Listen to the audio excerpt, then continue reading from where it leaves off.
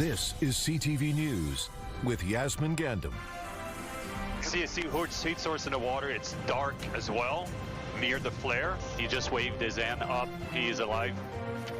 A remarkable high-sea rescue, the coordinated effort off the coast of Greater Victoria after a Royal Canadian Navy member fell overboard. Also tonight. Right now it's trying to figure out which direction the car went to get to that location. A missing persons report turns to a homicide investigation in Nanaimo. How the public is being asked to help. Plus, Adam finds out how one girl in Saanich ended up helping 5 strangers in need have a very Merry Christmas. That's later on the Sawatsky sign-off. Good evening and thanks for being here. We begin on the water with a dramatic rescue around the South Island. A Royal Canadian Navy sailor has been pulled from the stormy sea in a coordinated mission captured by cameras above. Brendan Strain reports. He just waved his hand up. He is alive. It's words of relief after an exhaustive search of the waters near Bentnick Island on Southern Vancouver Island. 2 vessels en route and 1 chopper in the hover over top. A Canadian sailor conducting a training exercise was thrown from the rigid hull inflatable boat he was in during last night's storm and couldn't immediately be located. Gusting up to 30 knots, it was a harrowing experience for the sailor. At 2:43 yesterday afternoon, the Joint Rescue Coordination Center got the man overboard call, launching a large-scale search. We have multiple vessels moving to the position. Involving a Kingfisher search and rescue plane, 2 Orca-class vessels, a pilot boat, frigate HMCS Regina, as well as 3 helicopters. I see a heat source in the water. It's dark as well, near the flare. The cyclone helicopter, the CH-148, was the one who spotted the member in the water. That was at 5 p.m., as rescue crews had almost completely lost daylight. There's a boat and a helicopter picking him up as we speak. The crew of that cyclone helicopter then directed the pilot boat to the man, who was only wearing a dry suit and a life jacket. That would have put him at about 2.5 hours in the water at least. It is an emotional event. We know that one of our sailors is missing at sea. The man was taken to shore, then transferred to the care of paramedics that were standing by. The sailor is in stable condition. The commander of Maritime Forces Pacific says last night's rescue thankfully ended in a successful mission. You can imagine it was cold, it was worrisome, so I think the sailor is in a little bit of shock. Very harrowing experience. And couldn't be prouder and more grateful for the effort that was put forth by everyone last night. This is not just the Navy or the Air Force or the Coast Guard. This was a maritime community response. Every sailor at sea knows how harrowing life can be, how challenging life can be, and so I really appreciate that combined response of everybody last night who saved the life of a Royal Canadian Navy sailor. 6587 standing down and nice job all around. Brendan Strain, CTV News, Esquimalt. A home in Saanich has been pinned by a massive Gary oak tree, prompting a reminder for homeowners and renters to protect themselves. The district of Saanich says yesterday's winds pushed the tree over around noon. There were 4 people home at the time. None of them were hurt, and the district says they're receiving emergency support, including accommodations. The Insurance Bureau of Canada says tenant insurance covers renters' belongings and can help with expenses such as hotels if their home becomes uninhabitable. For homeowners, the Bureau says standard home insurance covers wind damage, including damage caused by a downed tree. So if a tree falls over in a windstorm, you're not negligent. You didn't do anything wrong. But if your tree is rotten and your neighbor has been complaining for 6 months that the tree is leaning over so far that if someone sneezed, it was going to fall over and damage the property, you then might be responsible because there was a hazard and you didn't do anything to protect that tree from falling onto your neighbor's property. The Bureau advises people with trees on their property to have an arborist inspect them annually. With more stormy weather on the way, it is possible we'll see more trees coming down on the island this week. That could cause power outages like we saw yesterday and late last week. It's still early in the storm season. We never know what Mother Nature has in store for us. It could be a wild and gnarly few months ahead, or it could be easy, but you never know. It's always up to her, and so that's why you got to be prepared. That means having an emergency kit ready to go. A rainfall warning is in effect for the west coast of Vancouver Island, with heavy rain expected until tomorrow evening. A missing person investigation in Nanaimo is now being treated as a homicide. RCMP say a woman reported missing last month has been found dead. Let's bring in Anna McMillan now with the latest. When 65-year-old Sherry Shelley disappeared last month, the Nanaimo RCMP said it was treating the case as a highly suspicious missing persons investigation. Today, we're learning Shelley's body was found the same day she was reported missing. We wanted to make sure we had the correct identification and that the family, of course, was notified first and that the family was okay with us releasing her name. Police say on November 14th, they were called to a vehicle fire in the woods near College Drive and Highway 19. The vehicle belonged to Shelley and she was found inside. RCMP say Shelley drove a white Volkswagen Tiguan similar to this. Right now it's trying to figure out which direction the car went to get to that location. So we're asking the public to view their dash cams for a couple of different options. Investigators are asking people to look for Shelley's car in their dash cam and surveillance footage from 11 p.m. on November 13th to 3 a.m. on November 14th. They say it's possible she drove the following routes: from the Dumont area to College Drive via the Parkway, from the Dumont area to College Drive via Jinglepot Road, or from Harwood Road in Lanceville along Old Logging Road to Vipond Road. I can't speak to what the motives would be of a possible suspect. The public is not in danger at this time, and the investigation is ongoing and very thorough. Shelley's license plate was WN701L. Anyone who may have footage of her vehicle can call the Nanaimo RCMP's non-emergency line. Back to you. Thanks, Anna. Well, environmentalists are trying to get a massive concrete block full of styrofoam cleared from Qualicum Beach. It washed ashore a year ago, and they say it's been a struggle since. Andy Garland shows us the inspiration renewing their fight. This unwanted concrete object has a nickname. We call it the Block of Doom.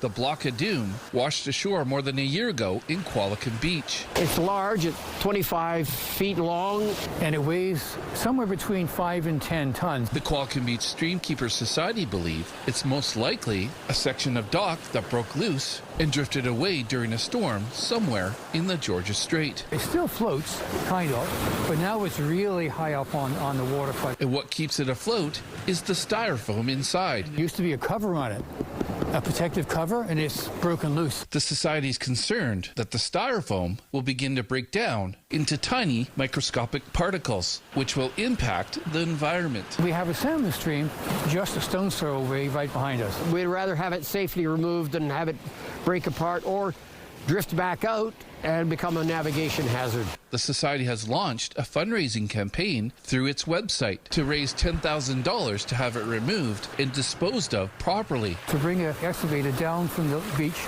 walk it down the beach, cut it into smaller pieces with a concrete saw, pick it up, move it to a truck. The Society took a page out of a group of Campbell River volunteers who removed massive tires that washed ashore using a tugboat last month. We actually talked to them to get their input and advice when we were trying to go through the process of doing it the right way. You have to have a plan that's certified by an environmental specialist. Both groups say it's about coming together to get the job done. It's just local action. Let's not spend time debating who's going to do it. Let's just do it. The Society hopes to have the Block of Doom removed by mid-February. Andy Garland, CTV News, Qualicum Beach. The Iqaluit First Nation is sharing its frustration after ceremonial fish were improperly tossed into the wild. The nation says food provided by its leadership was found still in its plastic wrap in Thornton Creek. The improper dumping is being condemned by the nation. It says if food must be thrown into the environment, to do so without plastic and in a way that doesn't attract wildlife. Meantime, a warning to South Island surfers after a rescue near Port Renfrew. Juan de Fuca Search and Rescue pulled a badly injured person from Sombrio Beach late last week. They say the wave rider had injured their lower body and needed to be carried along the trails to an awaiting ambulance. The group says heavy winter swells are pounding beaches. Riders should ensure they have the right skills and knowledge of the breaks before heading out. From the sea to sky, backcountry explorers are being being encouraged to brush up on their avalanche safety skills. Although the danger rating is still low on Vancouver Island, it's been deemed moderate to high in other parts of the province. Avalanche Canada puts out forecasting online and encourages people to check conditions at least 1 week before leaving on any trips. Folks should also carry a transceiver, shovel, and probe. Still ahead, number 1, making a difference. It was pretty outstanding and very humbling, to be honest. Donors in the capital earn top designation on the GoFundMe charts. An atmospheric river is pounding parts of the island with rainfall warnings in effect for the west coast. We'll see some of that rain in Victoria as well. We're currently at 9 degrees. Take a closer look at your forecast, give you some estimated rainfall totals right after the break. CTV weather brought to you by Expedia Cruises. Make the most of your next vacation by booking with those who've been there. Visit expediacruises.ca. What makes West Shore Parks and Recreation a perfect place to play? It's our staff, working behind the scenes to keep the pool safe, kids engaged, and programs thriving. So apply today and join our team.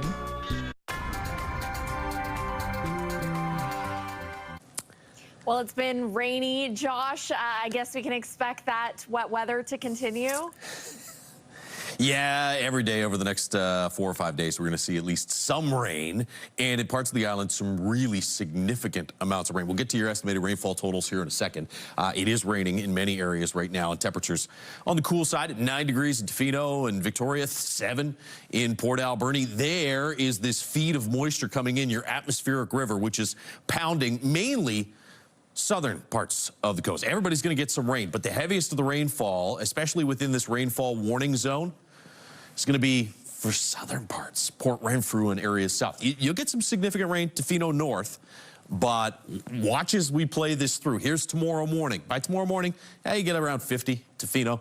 Get a little bit of rain overnight tonight and into early tomorrow morning in Victoria. Watch this area here in the southwest really start to blossom. That's 80 to 110-ish millimeters of rain by the end of the day tomorrow. Tofino, well, you get about 50 by tomorrow morning, and then you'll probably pick up another 20, 25 millimeters of rain through the course of the day. In the north, most of this 15 to 30 millimeters comes overnight tonight into early tomorrow morning. It'll kind of back off a little bit as far as the intensity as the day goes on. Temperatures up around 9 degrees tomorrow. Some light rain in the forecast for Thursday, and then a chance of some showers for Friday morning. I think Friday afternoon should actually be fairly dry before another shot of heavy rain rolls in for the weekend. Periods of rain for inland areas, high of 10 tomorrow with gusts to about 30 kilometers per hour. A few scattered showers Thursday. Friday, probably see a few showers, but steadier rain Saturday, Sunday. Heavy rain out on the west coast, especially southern parts of the west coast where you have the rainfall warning and the potential for 80-plus millimeters of rain. 10 degrees tomorrow in the 8 or 9 range for Thursday, Friday. More rain both those days, and then heavy again for Saturday, Sunday. Morning rain in Comox, but just cloudy with a few sunny breaks and a high of 9 tomorrow afternoon. Should be dry for most of the day Thursday, but then late Thursday night into Friday morning. You get some showers turning to some steadier rain for Friday morning, and that's the case in Nanaimo as well. Some periods of rain, about 12 degrees tomorrow, 8s for Thursday, Friday, with the chance of a scattered shower Thursday. Best bet for showers on Friday will be in the morning hours. Some steadier rain in Victoria tonight and through the day tomorrow, about 15 to 25 millimeters worth. Gusts will be around 40 to 60 kilometers per hour, especially out close to the water and over the water. 10 degrees with a chance of a scattered shower Thursday, then some steadier rain in the forecast and a high of 8 for Friday. Also looking at a chance of showers or periods of rain through the weekend. CTV Weather is brought to you by Expedia Cruises for air, land, and sea vacations. So wave after wave of rainfall set to slam across the coast over the course of the next couple of days. Yeah, that's what I hear, Josh. We'll have our umbrellas ready. Thanks for that. Well, people in Victoria are getting a shout out for their generosity on a major crowdfunding platform. GoFundMe says the capital city has claimed most generous community in Canada for the 3rd year in a row. One of the top campaigns was for the Beacon Hill Children's Farm. Since the campaign launched in 2020, it's raised more than $180,000 to care for animals at the beloved attraction. Another campaign topping the list, a Royal Victoria half marathoner who raised $100,000 to honor his friend living with ALS. He says the generosity of others has meant a lot. It was pretty outstanding and very humbling, to be honest. And I know Derek and I are very appreciative of the community around here. This just allows him to have a bit of the freedom with the time he has to spend it with his family and renovate his house so that he can stay in it longer and spend it with his family. So it was pretty impactful. Adam Trim says 75% of the money went to his friend Derek. The other 25% went to ALS Society. Nanaimo also cracked the top 20 list for most generous communities in Canada, sitting at number 12. The federal government is proposing changes to fix gaps in Canada's criminal code. The Liberal legislation wants to classify femicide as first-degree murder and bring in a new criminal offense for certain types of coercive and controlling behaviors. The idea is to stop abuse before it's too late. We have an opportunity to better protect kids who are at risk of exploitation and to address very real concerns about violence against women, including violence that could be fatal. If passed, C-16 would restore a dozen mandatory minimum penalties that were previously found unconstitutional, and the bill makes it illegal to distribute deep fakes without someone's consent. Kids in Australia will soon have to find alternative means of communication as the government goes forward with a social media ban starting tomorrow. So I'm against the social media ban because as young Australians, we will be completely silenced and cut off from our country and the rest of the world with this ban. Of 16 will be banned from holding accounts with various social media platforms, including Facebook, Instagram, Snapchat, TikTok, X, YouTube, and Twitch. The platforms face fines of up to 49.5 million Australian dollars if they fail to take reasonable steps to remove accounts violating the new law. Parents are allowed to let kids use their accounts at their discretion. A well-decorated Christmas tree certainly adds that extra cheer to the holiday season. But as we prepare for the holidays, experts are sharing that climate change is reshaping the Christmas tree industry in unexpected ways. If we think back to 2021, we had the heat dome and a severe drought, and we've had several years of drought since then, and that certainly has impacted Christmas trees and other trees in the province. It takes 6 to 10 years to grow a tree, so those effects are long-lasting. Dr. Sally Aiken says those recent weather events have made it harder to establish young trees, which would have been coming to the market now. She says warming winters could spell trouble for more sensitive trees like true firs. She suggests if trends continue, consumers could see more heat-tolerant species of trees for sale. Coming up, charitable child. Adam finds out how an 8-year-old who didn't get what she wanted for Christmas helped other kids get more than they expected. That's next on the Sawatsky Sign-Off.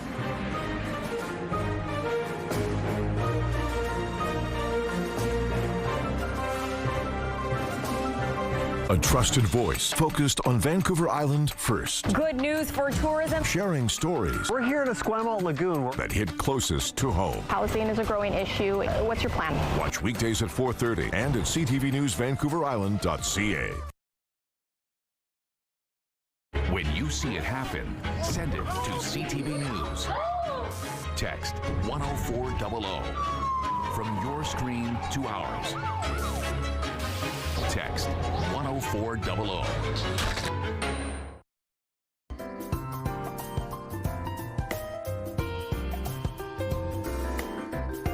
Finally, Adam finds out how one girl in Saanich was inspired to help 5 young strangers in need on the Sawatsky Sign-Off. It's over 2 feet tall. From the moment Prairie Rose Steinman first saw that dollhouse from her favorite TV show, I want that really badly. she'd been asking her mom, Kirsten, to buy it for her. Every birthday and every Christmas, it landed on the list. It was right up there at the top. But every year, it was just a bit too much for their budget. You didn't get it? No. How does that feel?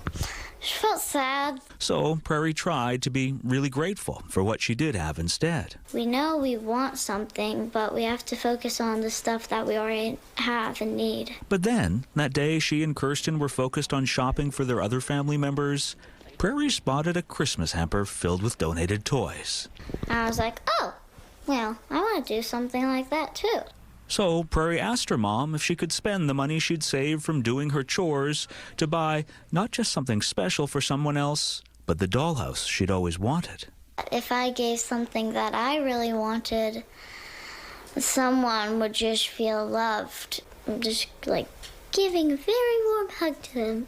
That was super emotional for me. I was just really humbled, actually. She was so inspired by her daughter's generosity that Kirsten returned a coat she'd bought for herself so she could buy 4 more dollhouses to donate to kids in need. That's what Christmas is actually about anyway. So yeah, let's go and do it.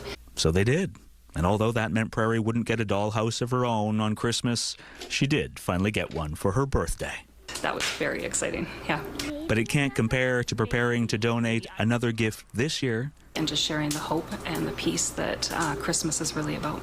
Because the feeling Prairie says she remembers most in her heart was not the getting, but the giving. Feels like my heart's having a dance party. A dance party? Yeah. And like. Adam Sawatsky, CTV News, Saanich.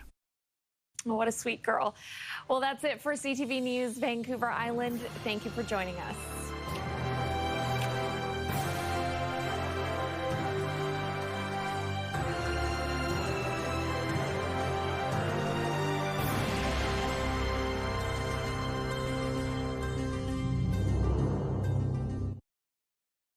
Today on CTV News, pipeline politics. He wants a carbon tax without a pipeline, when what we really need is a pipeline without a carbon tax. Federal Conservative leader Pierre Poilievre puts pressure on the Liberal government to move forward with a new pipeline. The concern from local First Nations. Plus, checking the temperature as Metro Vancouver's housing market. A new report is giving us a glimpse of what 2026 could hold. And she was a great mom and she loved her girls and would want to know that they were safe. What a murdered mother from Kelowna's family thinks of Ottawa's new intimate partner violence legislation. This is CTV News with Yasmin Gandhi. Good evening and thank you for joining us. Sparks were flying between Prime Minister Mark Carney and Conservative leader Pierre Poilievre in question period today. The Liberals voted against a Conservative pro-pipeline motion despite the opposition's offer to amend it. CTV's Legislative Bureau Chief Rob Buffum joins us live from Victoria now with more on this. Rob, a lot of back and forth here between the two parties. Ultimately, why did the Liberals vote against this?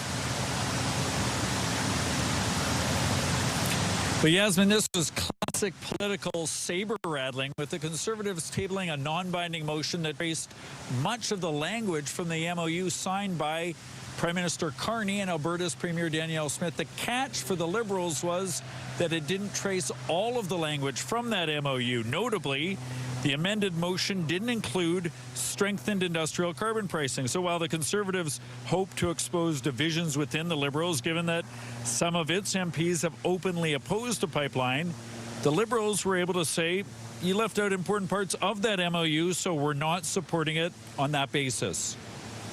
We took the very wording right out of that deal and put it into a motion before the House of Commons. He experienced a massive rebellion in his own caucus, but if he's going to vote against his own words, how can Canadians ever believe his words? I don't think there's a limit on the size of motions. And in fact, since the MOU is already translated, I think it would be very easy to take the entire MOU in both official languages.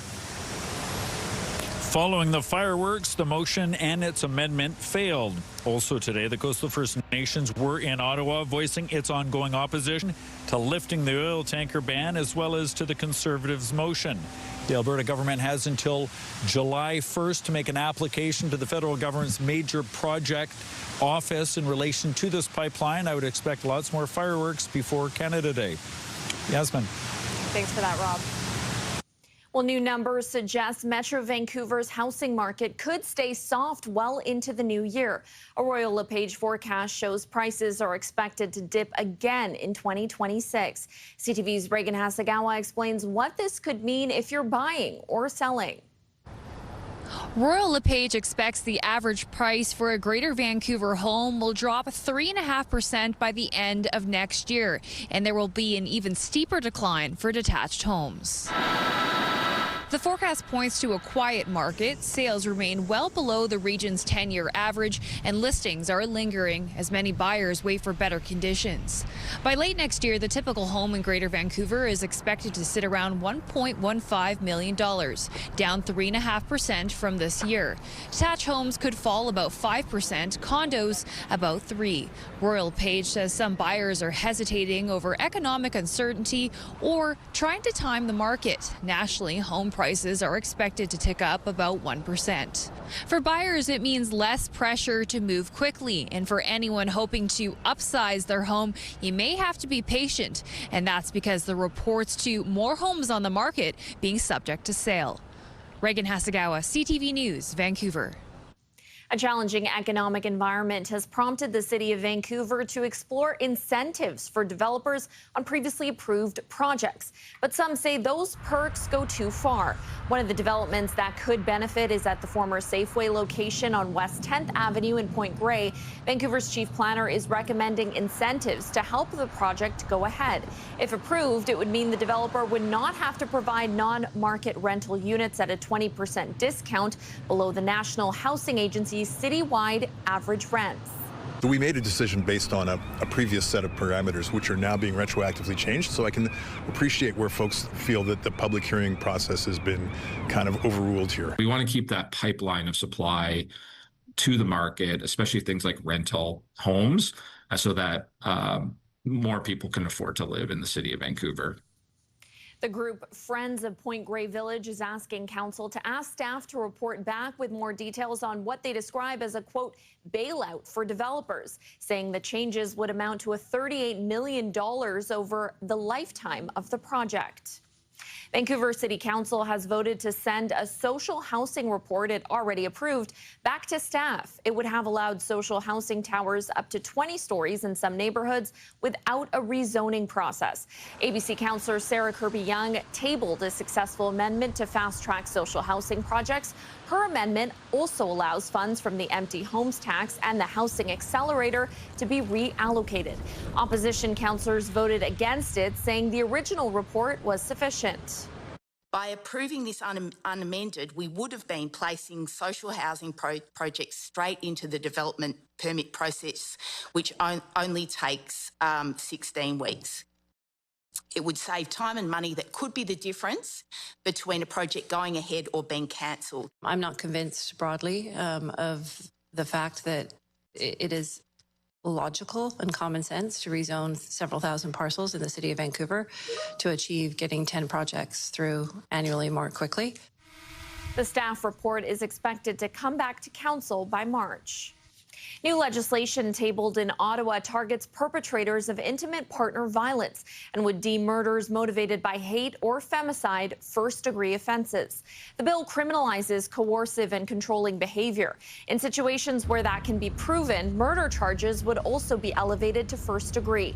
The wide-ranging 158-page bill also makes it a crime to distribute deep-fake sexual images without someone's consent. If passed, Bill C-16 would also restore mandatory minimum sentences for about a dozen specific offenses. The inclusion of coercive control is very interesting because that allows the court, the legal system, the criminal system to look at relationship violence and the dynamics of it, which is an important development in recognizing the complicated factors that are in play that don't always mean that we have physical violence. We can have an extraordinarily abusive relationship and nobody's been hit. The bill also contains provisions to reduce court delays and limit the number of stays in cases involving intimate partner violence. The FBI and Mexican officials have released 2 new photos of former Canadian Olympian, now fugitive, Ryan Wedding. The former Coquitlam resident and Olympic snowboarder is accused of running a $1 billion international drug trafficking ring. The new photos are believed to have been taken in Mexico last summer, where police believe Wedding is still hiding out under the protection of the Sinaloa cartel. One of the photos was taken against a neutral gray background, similar to a passport or driver's license photo. Earlier this year, officials increased the reward for information leading to weddings arrest to $15 million. Well, for 25 years, the BC SPCA has supported pet owners in need through Charlie's Pet Food Bank. Today, that milestone was marked with a festive celebration in Vancouver's downtown east side. Our goal is to help people and animals thrive together, and so this is one of the ways that we really like to hang out in the community and ensure that people and pets, they get the care they need and some special treats around the holiday season. On top of free treats for people and animals alike, Santa stopped by for some photos with pets. Charlie's Food Bank is named after a dog who came to the SPCA in critical condition because his owner couldn't afford care. That loss inspired a province-wide service that's now provided more than 100,000 meals, helping keep pets with the people who love them. Well, why are dead fish washing up in Abbotsford's Stony Creek? That story coming up. But first, it takes 6 to 10 years to grow a tree, so those effects are long-lasting when we have bad years. Why experts say climate change is reshaping the Christmas tree industry when CTV News at 5 continues. Stay with us. Could pollution be killing hundreds of spawning salmon prematurely in an Abbotsford stream? Volunteers with an environmental group are raising the alarm over what they've seen and searching for answers. CTV's Michelle Bernaro explains. All through Stony Creek, salmon are spawning. In fact, volunteers say the Coho salmon run is about 3 times what it usually is here. But there's a problem. I was kind of taken aback. I didn't expect this. What she didn't expect was uncovered as volunteers were counting dead salmon and cutting them open to determine if they were male or female. Completely full of eggs. First of all, we notice all the pre-spawn mortality. You know, so many of the females that die before they spawn. In the past few weeks, they say they found 379 dead female salmon. Of those, almost 60% had not yet spawned. And that, they say, is a big concern. Doug Gosling says in his 15 years of counting the salmon, he's never seen anything like it. And that's not the only issue that volunteers are worried about. Just started seeing really elevated numbers of leeches on the fish. They were covering the gill plates and the mouths, and then some of them were actually inside the fish. Gosling thinks the creek may have become polluted by a chemical compound that he says can come off rubber tires. Gets onto the road and then it's flushed into creeks, and it's supposed to be very bad for coho. Environment and Climate Change Canada says they've been notified of the fish mortality event at Stony Creek, and they will continue to verify compliance with the pollution prevention provisions of the Fisheries Act. It's not the first time fish in this creek have been impacted by pollution. Last year, it's estimated thousands of fish died after firefighting foam was accidentally released. But Gosling doesn't believe that has anything to do with what they're seeing now. Volunteers want the creek water tested as they search for answers. Michelle Bernaro, CTV News, Abbotsford. A well-decorated, I should say, Christmas tree certainly adds that extra cheer to the holiday season. But as we prepare for the holidays, experts are sharing that climate change is reshaping the Christmas tree industry in unexpected ways. If we think back to 2021, we had the heat dome and a severe drought, and we've had several years of drought since then, and that certainly has impacted Christmas trees and other trees in the province. It takes 6 to 10 years to grow a tree, so those effects are long-lasting. Dr. Sally Aitken says those recent weather events have made it harder to establish young trees, which would have been coming to market now. She says warming winters could spell trouble for more sensitive trees like true firs. She suggests if trends continue, consumers could see more heat-tolerant species of trees for sale. Coming up after the break, an unusual find on Facebook Marketplace. Stuff that's kind of whimsical or, a little bit off the wall.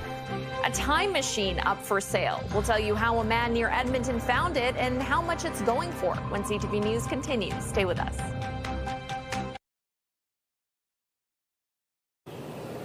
Our Ann Lou is at the aquarium and lots of wildlife, but you also have got scuba claws?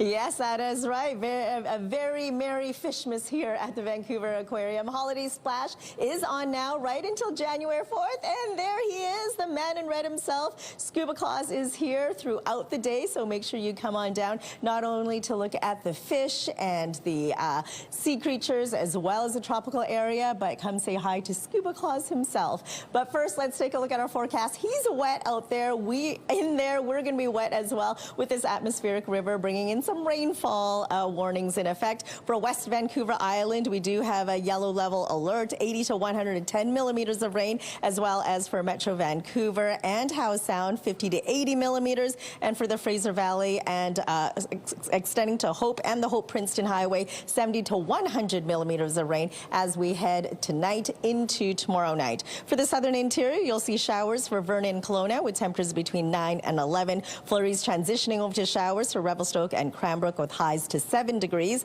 For the central interior, flurries to start off the day for Prince George, drying up.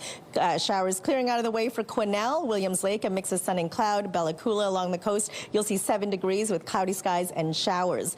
For the northern half of the province, early morning rain will bring a mix of sun and cloud for Prince Rupert at 5. Flurries to start off the day for Dease Lake, minus 24 before you see a mix of sun and cloud. 2 to 4 centimeters of snow for the northeast corner of the province with temperatures between minus 23 and minus 26. For the North Island, cloudy with showers, 9 degrees for Port Hardy, Campbell River, and Comox. It'll be a soaker for the South Island from Tofino right down to Victoria. Warm temperatures between 10 and 12 degrees. You'll see double-digit highs for the Sunshine Coast as well, with periods of rain. Soggy up the Sea to Sky Highway for Squamish at 8, Whistler at 5, and for us across the Lower Mainland, we're looking at warm temperatures between 10 and 12 degrees. Periods of rain, heavy at times, especially for the valley. So localized flooding, beware of that.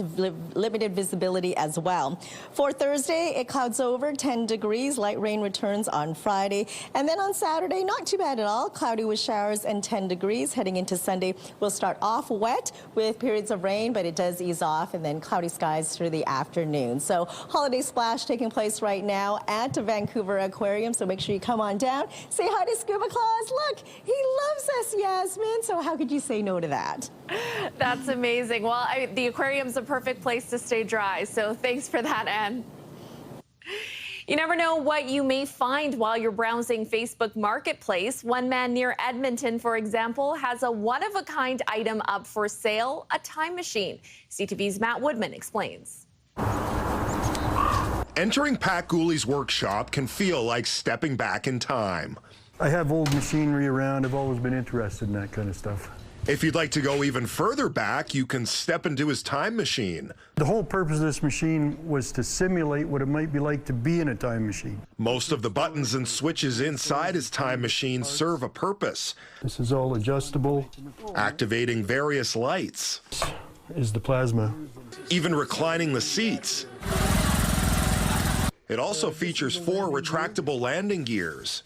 When you travel into time, you never know what you're going to land on. Now that his 6 grandchildren have outgrown it, he's selling it for $850. As somebody that's maybe a little more tech savvy than me can take it to the next level. Maybe actually go through time.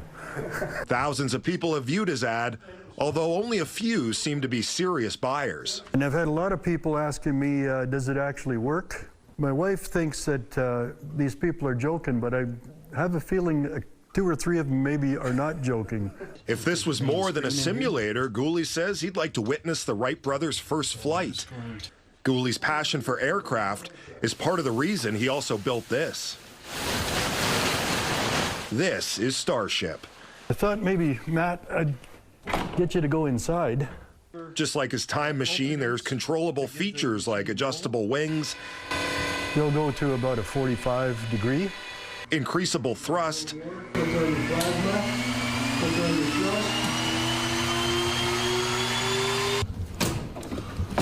And shootable lasers. Gooley says he'll eventually put his Starship on the market too. What's in store for his next build? Only time will tell. Matt Woodman, CTV News, Glen Nevis, Alberta. An odd waddle. Why a penguin at a zoo in Calgary was walking a bit strangely. That story coming up. But first, wild video shows what can happen when a car gets a bit too close to a train.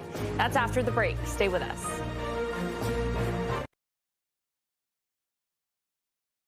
Kids in Australia will soon have to find alternative means of communication as the government goes forward with a social media ban starting tomorrow. So I'm against this social media ban because as young Australians, we will be completely silenced and cut off from our country and the rest of the world with this ban.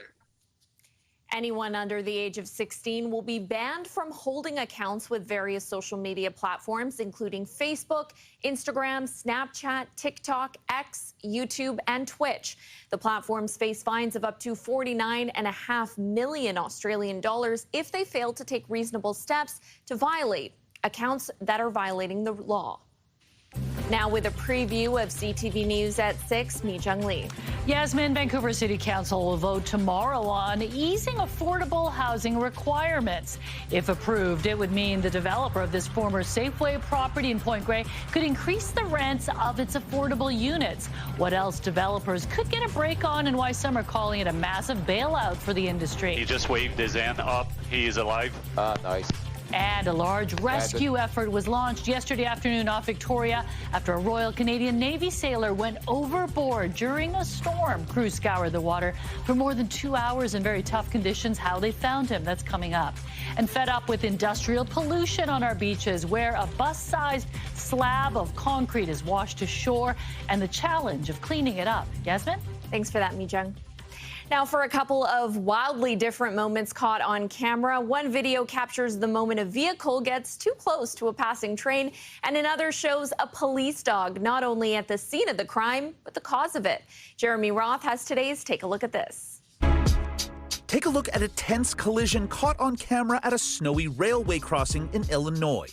Surveillance shows a vehicle approach the tracks but stop shy, just not shy enough, as the car's front end can be seen hanging over the edge of the tracks as the speeding commuter train comes barreling through, smashing into the car and sending it spinning. Thankfully, the driver escaped the encounter with only minor injuries, according to the village of Hinsdale. And if that village sounds familiar, it's because it went viral back in September for another train-related crazy caught-on-cam moment when a commuter in a rush risked life and limb scooching under one train to catch another. And I don't use that term lightly. Scooching, that is. People of Hinsdale, you need to put some respect on your trains. Another close call in South Carolina. However, this wasn't an accident, but instead a very purposeful drone delivery foiled by the fuzz. Officials say officers at the Lee Correctional Facility intercepted an aerial drone that was attempting to drop a bag of contraband inside the prison walls. The bag contained cigarettes, tobacco, marijuana, steaks, seasoning, and crab legs. Clearly, someone was expecting a little hovering holiday cheer, but the SCDOC said, not up in here. They later said no arrests were made and, quote, the inmates expecting this package are feeling a bit crabby tonight. Finally, a Wisconsin police department shared video of a crime caught on cam, and it turns out the perp was one of their own. Video shows Pleasant Prairie PD's canine officer Chase swiping the arm off a homeowner's snowman before fleeing the scene. A tongue-in-cheek department post later apologized to the homeowner and said Chase has been placed on administrative leave for arm robbery.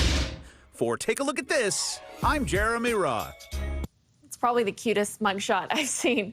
Well, a penguin at the Calgary Zoo was waddling a bit funny, prompting staff to take a closer look. An X-ray found Juanita had swallowed a coin on Monday, which the zoo's health team surgically removed. They believe the 13-year-old penguin swallowed the dime after finding it in the penguin plunge. Metal can be deadly to the birds, but luckily Juanita is recovering well. Aw, it looks so cute indeed. Well, we'll return for CTV News at 6 with Mi Jung Lee. Right now, here's Sandy Ronaldo with CTV National News. Thanks so much for watching.